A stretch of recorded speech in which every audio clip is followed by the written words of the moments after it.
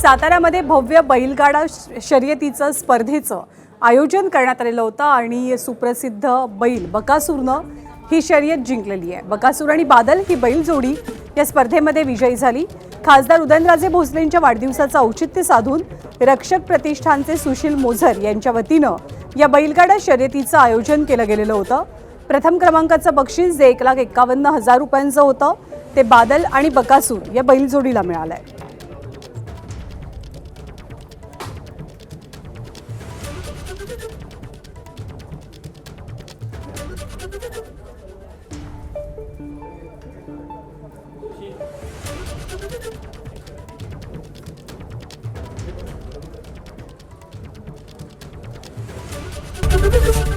ABP माझा, उघडा डोळे बघा नीट।